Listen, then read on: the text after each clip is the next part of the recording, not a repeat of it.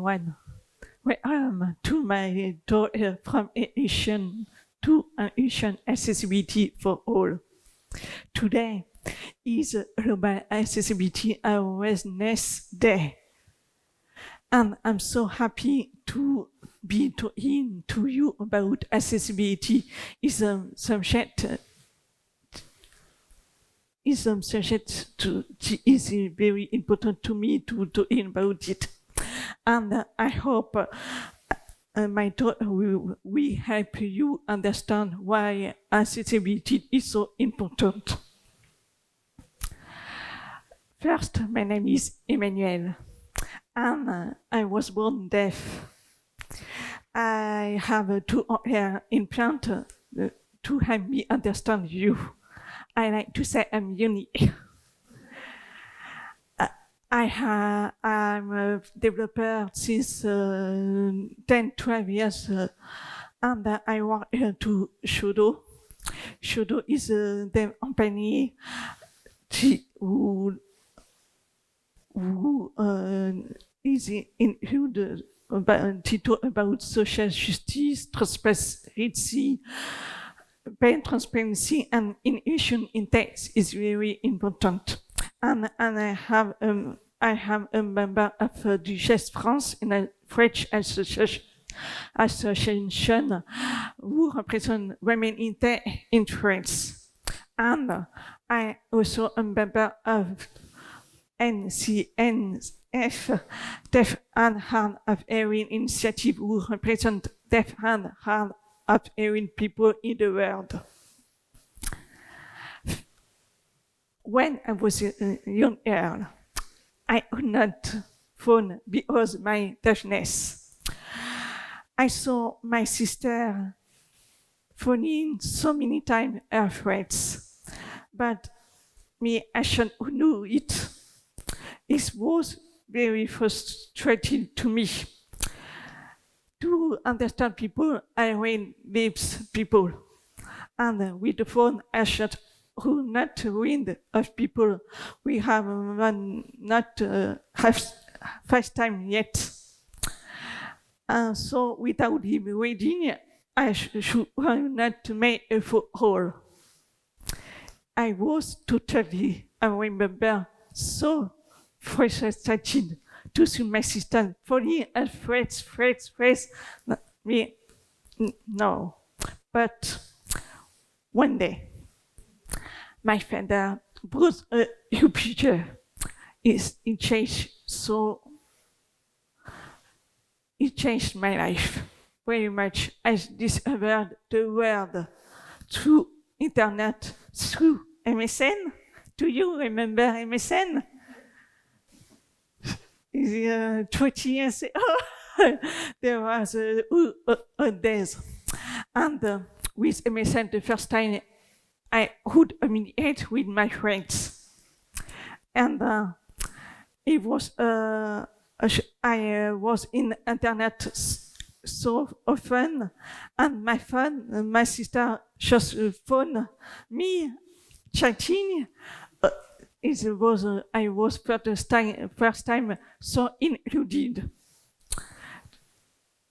Phone including me, MSN, let me include me. It was important to me. And me there, when I was 16, I had a mobile phone, a Nokia 13.3. Even a small machine phone. And I have a page called Motamo. Motamo was a page especially for deaf and hard of hearing people.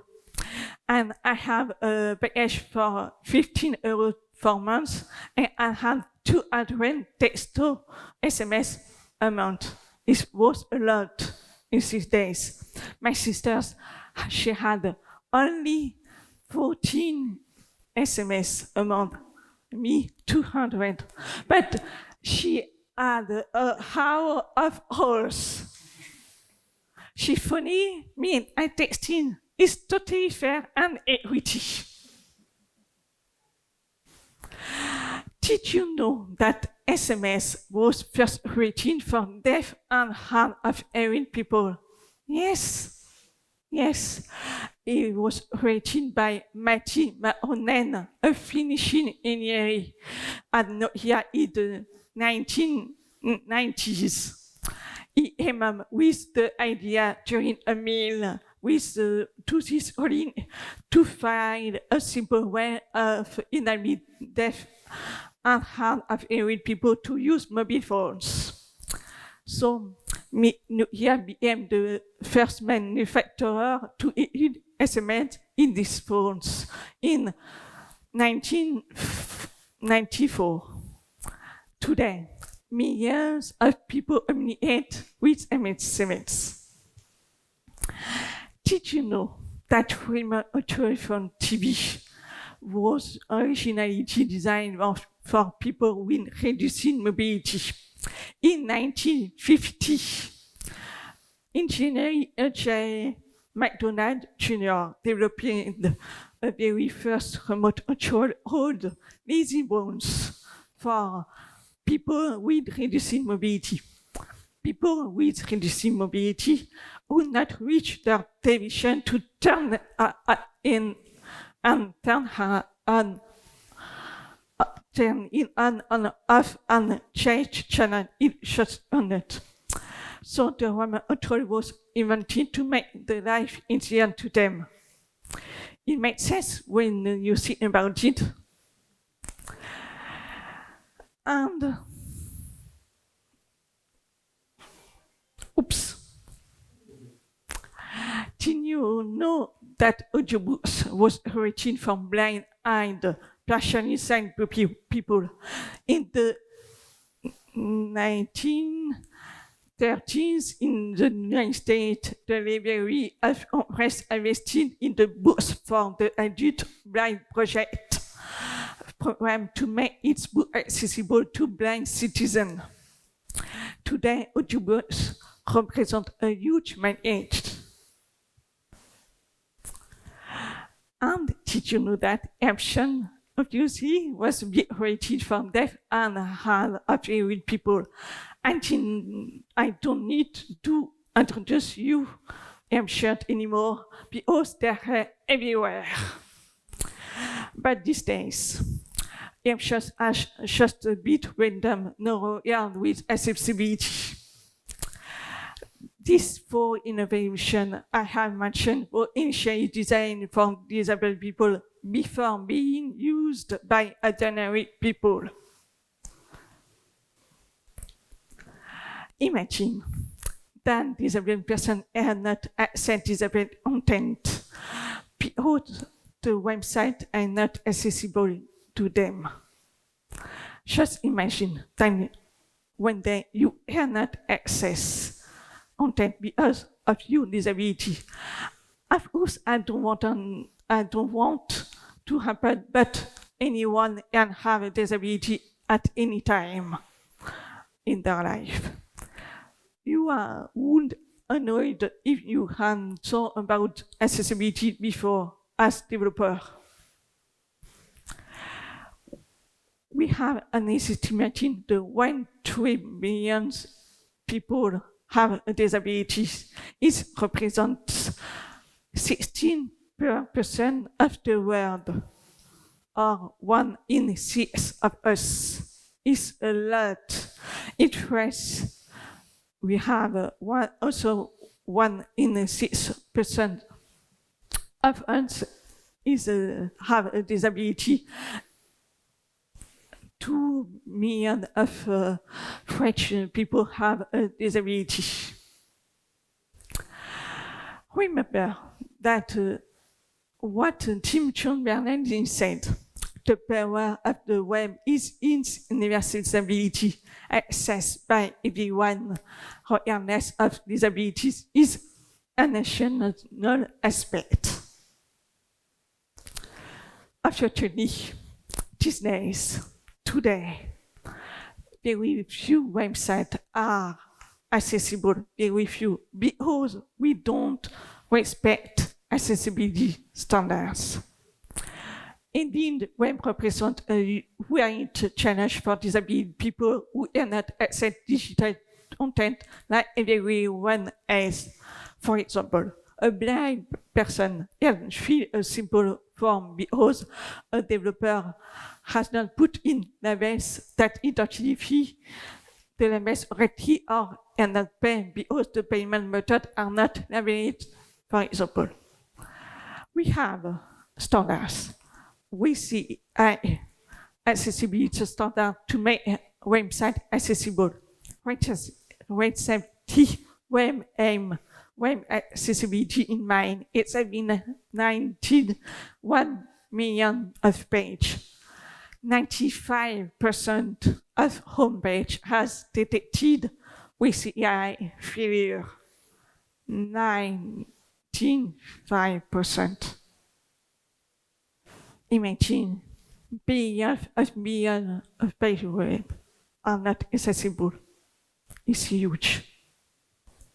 We have a responsibility as tech to make website accessibility. Main accessibility we were promoted by WebAIM. Last of interest is the most common problem.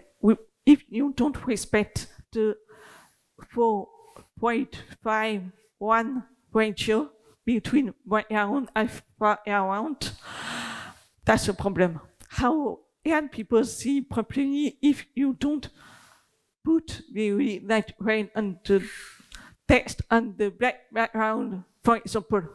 We can't see them. The lack of alternative text and image is also a major problem. If you don't describe your image, how can blind and partially sighted people know what is written on them, especially if there is a text?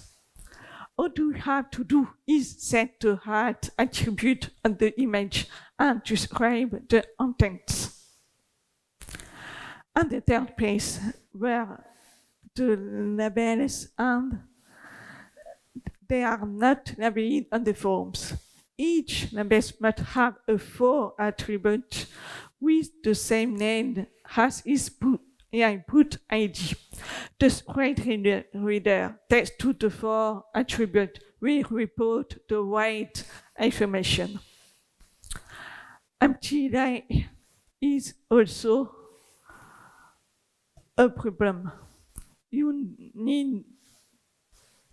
need to set the line in the title attribute instead of writing here more is not information explicit.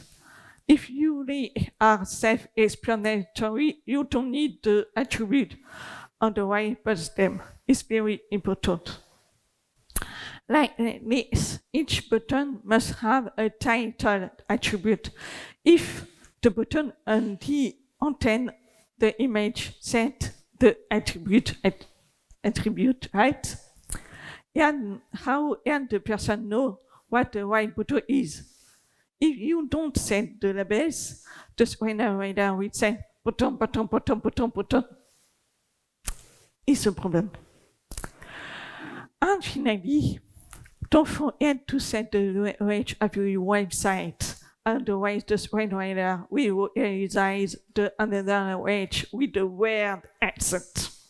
So, in the HTML tag, we need to define the right attribute and assign the right range.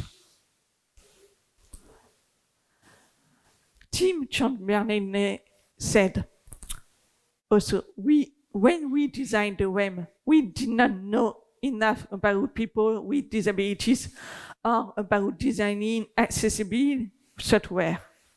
We were in such a hurry to get the web started that we did not worry about this problem. Yes. So we have a responsibility as a developer.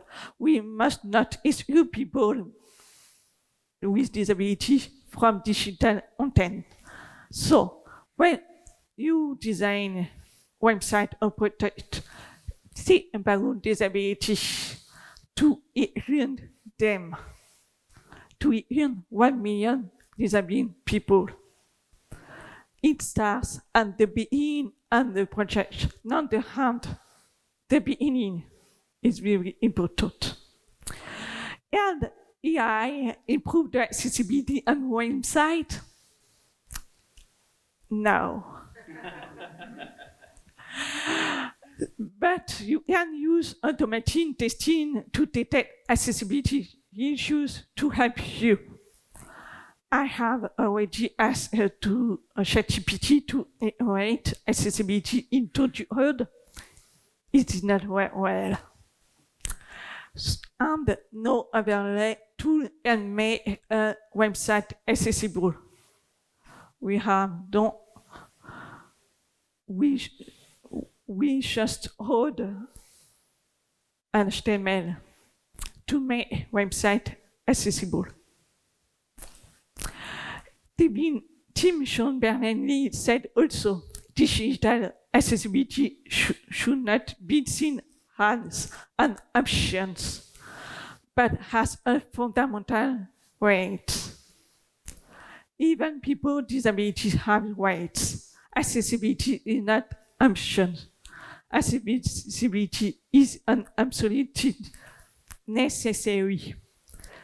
It should not be an afterthought. Like SHODO apps. I don't know you know about it, but the SHODO application who bring together the audio streaming apps had update apps. And many blind and visual impaired people use this app because the audio streaming apps are inaccessible to them. And Sonos recently updated the apps and did not take accessibility into account at all. Its new development made the application totally unusable for the blind and partially sighted people who use it on a daily basis. They are also unable to use the old version because it has receded and become obsolete. They have no choice. They cannot use Sonos apps today. I will end by saying this: nothing about us without us. Us is a message for you. When you create some website or product dedicated to accessibility or to make life easier for disabled people, do so with the people even did. Do so with the disabled people. Don't initiate to work with disabled people. Train them and hire them so that you have a diverse team. Don't exclude us and include us. Thank you very much.